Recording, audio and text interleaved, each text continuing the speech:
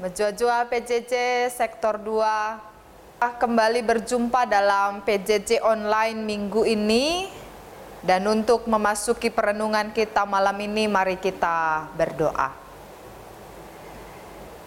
Ya Allah, sumber pengasih, kami mengucap syukur atas kebaikan Tuhan dalam hidup kami, yang masih mengizinkan kami bersekutu dengan keluarga kami di dalam PJJ online yang kami lakukan pada malam hari ini. Kami bersyukur, biarlah atas kemurahan Tuhan kami terus mampu bertahan di masa kini dengan tantangan zaman COVID-19 yang membuat kami harus tetap tinggal di rumah. Dan sebentar kami akan merenungkan sebahagian firman Tuhan.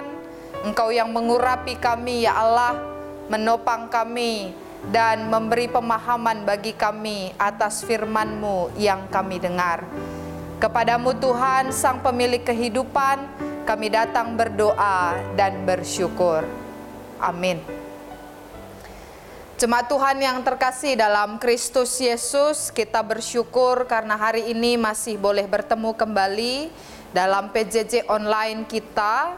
Dan minggu ini kita membaca firman Tuhan dari Injil Yohanes pasal 19 ayat 38 sampai 42 dengan tema PJJ kita, nehken kekelengan arah budaya.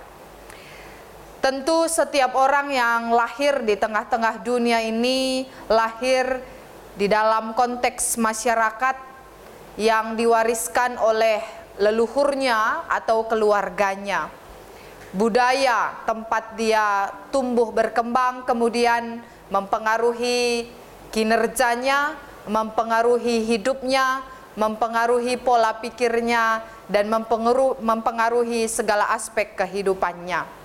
Jemaat Tuhan yang terkasih dalam Kristus Yesus, budaya merupakan sebuah anugerah yang Allah beri bagi kehidupan manusia di tengah-tengah muka bumi, supaya manusia memiliki wadah untuk menyatakan cinta kasih bagi sesamanya. Dari teks kita hari ini kita melihat ada sebuah budaya, yaitu budaya orang Yahudi yang mengembangkan dan menghidupi sebuah tradisi. Secara khusus dalam teks kita diperlihatkan tradisi penguburan orang Yahudi, dan dalam teks ini penguburan yang diperlihatkan adalah penguburan Yesus yang telah mati di kayu salib. Dari pembacaan kita diperlihatkan bahwa ada dua orang yang menolong keluarga Yesus, Maria dan murid-murid, untuk menguburkan Yesus secara layak. Kedua orang itu adalah Yusuf dari Arimatea dan juga Nikodemus. Yusuf dari Arimatea meminta izin kepada Pilatus untuk menurunkan mayat Yesus dari kayu salib, kemudian memberi makamnya, kuburannya yang telah dipersiapkannya bagi dirinya sendiri untuk ditempati oleh Yesus. Sedangkan Nikodemus, dia datang dengan membawa campuran minyak mur dan minyak gaharu. Kedua minyak ini dibawa dengan bobot 30 kati beratnya.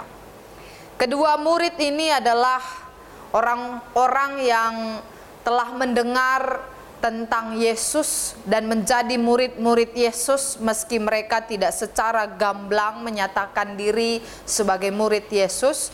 Tapi ketika Yesus mati dan hendak dikuburkan, mereka hadir di sana untuk turut serta menolong keluarga Yesus untuk menguburkan Yesus secara layak berdasarkan tradisi orang Yahudi. Oleh karena itu, Yusuf dari Arimatea membeli kain lenan, lalu dia mengapani mayat Yesus. Demikian juga dengan Nikodemus, dia membawa minyak mur dan gaharu itu untuk diolesi, untuk dibubuhi di sekitaran mayat Yesus. Rempah-rempah itu kemudian membuat mayat Yesus menjadi wangi. Ternyata saudara yang terkasih dalam Kristus Yesus, dalam tradisi orang Yahudi, mengapani mayat dan juga mengolesi mayat dengan rempah-rempah, minyak-minyakan, itu menjadi sebuah tradisi yang dilakukan ketika ada salah seorang anggota keluarga yang meninggal. Dan karena kematian Yesus kala itu dekat dengan masa persiapan Sabat, sulit sekali bagi keluarga untuk melakukan beberapa hal itu. Namun kemudian Yusuf dari Arimatea dan Nikodemus datang membawa apa yang harus dibawa, kain lenan dan rempah-rempah beserta juga dengan minyak-minyak itu untuk dioleskan ke mayat Yesus. Setelah itu Yesus dibaringkan di sebuah makam yang belum pernah ditempati. Apa yang dilakukan oleh Yusuf dari Arimatea dan Nikodemus ini kemudian menjadi sebuah tindakan yang memberi penghormatan dan kelayakan bagi proses penguburan Yesus. Karena kehadiran mereka hendak menyatakan cinta kasih kepada Yesus sekaligus menyatakan cinta kasih bagi keluarga Yesus, Maria dan murid-murid Yesus. Dan ternyata budaya ini nyata di tengah-tengah tindakan mereka, tradisi mengapani dan juga mengolesi, membubuhi rempah-rempah di tengah-tengah tubuh mayat itu dilakukan oleh Yusuf dari Arimatea dan Nikodemus untuk melayakkan proses penguburan Yesus itu hingga ke makamnya. Tentu saja ini adalah satu bagian dari tradisi di tengah-tengah kehidupan orang Yahudi yang memperlihatkan kepedulian, yang memperlihatkan cinta kasih, yang memperlihatkan kepekaan di dalam kehidupan masyarakat orang Yahudi. Dan ketika Maria dan murid-murid Yesus seolah-olah seakan-akan tidak mampu melakukan penghormatan dan proses penguburan secara layak kepada Yesus, tapi dua orang itu, Nikodemus dan Yusuf dari Arimatea, menolong mereka untuk melakukan tradisi di tengah-tengah budaya mereka.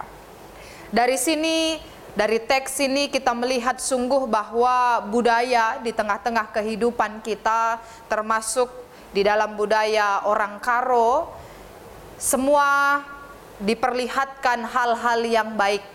Bagaimana orang Karo punya beberapa hal yang kemudian menguatkan ikatan persaudaraan antara satu dengan yang lainnya. Bagaimana kerjasama antara Yusuf dan Arimatea, begitu juga dengan Nikodemus, sesungguhnya kerjasama yang sama ada di tengah-tengah kehidupan orang Karo. Orang Karo mengenal istilah runggu. Orang Karo juga mengenal istilah ngeripe. Ketika ada sebuah pekerjaan yang hendak dilakukan, runggu akan dilaksanakan terlebih dahulu. Musyawarah mufakat untuk mencari tujuan bersama dan kebaikan bersama. Lalu sebesar apapun pekerjaan yang harus dikerjakan akan selesai, tuntas, sai, ninakin bahasa Karona. Kalau semuanya dilakukan secara bersama-sama, ngeripe. Sadara sidebanna si sampat-sampaten. Dan dalam kehidupan orang Karo, kita melihat betapa kayanya hal-hal yang menunjukkan kepekaan itu di tengah-tengah kehidupan kita. Dan tentu di tengah-tengah konteks kita masa kini, kita hidup sebagai orang Karo yang berada di tengah-tengah negara Indonesia yang beragam ini, yang plural. Kita diperhadapkan dengan berbagai kultur yang ada di luar Karo, berbagai tradisi yang ada di luar Karo. Dan itu menjadi sebuah kekayaan bagi kita sebagai orang Indonesia yang hidup di tengah-tengah keberagaman budaya. Karena ternyata budaya itu menjadi wadah bagi kita untuk menyatakan kasih satu dengan yang lainnya. Lihat dalam teks kita betapa Yusuf dari Arimatea itu dan juga Nikodemus menolong keluarga Yesus, menolong Maria dan murid-murid Yesus untuk melakukan tradisi penguburan secara layak kepada Yesus. Mereka bergotong royong bersama-sama menjaga Bagaimana supaya keluarga yang ditinggalkan oleh Yesus itu tetap bisa melaksanakan tradisi penguburan. Dan tentu saja dalam kehidupan kita sebagai orang Karo, tolong menolong ini menjadi sebuah semangat bagi kita. Si sampat sampaten sadara si debanna. Dan tentu ini menjadi sebuah kekayaan bagi kita yang seharusnya terus-menerus kita lestarikan di tengah-tengah kehidupan ini, yang terus-menerus kita kembangkan di tengah-tengah kehidupan ini, sehingga budaya kita, identitas kekaroan kita tidak luntur oleh tantangan zaman, tapi justru kita bisa bertahan dengan berbagai hal yang ada di tengah-tengah budaya ini, menyatakan kebaikan-kebaikan budaya kita dalam pola hidup kita. Orang Karo punya semangat gotong royong yang sangat kuat, punya daya si sampat-sampaten yang sangat tinggi. Bagaimana orang Karo bisa berupaya untuk mensukseskan orang lain juga, dan dia berjuang. Itu menandakan bahwa kehidupan kita adalah kehidupan yang tidak pernah terlepas dari orang lain. Dan bagaimana supaya kebersamaan itu tetap terjalin, itulah yang telah diwariskan oleh leluhur kita.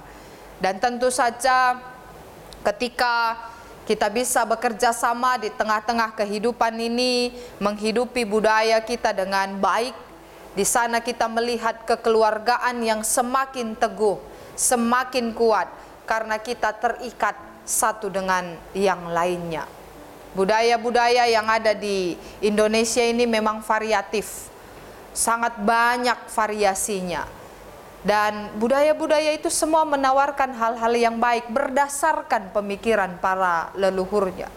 Dan sejak turun-temurun, sejak sangat lama, leluhur kita yang mencetuskan berbagai tradisi di tengah-tengah budaya orang Karo juga sudah sangat memikirkan apa yang terbaik dilakukan oleh orang-orang Karo. Bagaimana kita bisa hidup bersama di tengah-tengah bumi ini. Dan itu menjadi sebuah warisan bagi kita saat ini, sehingga dalam proses hidup seseorang sejak lahirnya sampai matinya, itu semua berhubungan dengan orang banyak. Dan itu semua berbicara tentang masyarakat. Dan itu semua berbicara tentang kita yang hidup berbudaya di tengah-tengah bangsa Indonesia. Secara khusus kita di tengah-tengah konteks orang Karo. Jadi kekelengan Tuhan, jemaat yang terkasih dimanapun kita berada, tentu melalui budaya kita bisa semakin menghidupi cinta kasih Tuhan, karena budaya itu adalah sarana bagi kita untuk menyatakan kebaikan Tuhan bagi sesama kita. Ada satu istilah yang dikenal di tengah-tengah masyarakat Karo, sangkep ngeluh. Menyatakan bahwa orang Karo itu tidak bisa hidup sendiri-sendiri, selalu terkoneksi dengan orang lain yang ada di sekitarnya. Dan ikatan itu begitu kuat, membuat kita boleh melanjutkan perjalanan hidup bersama-sama, menghadapi tantangan secara bersama-sama. Dan ketika kita menjumpai berbagai persoalan, semuanya boleh selesai dengan musyawarah, runggu. Jadi betapa kayanya budaya kita.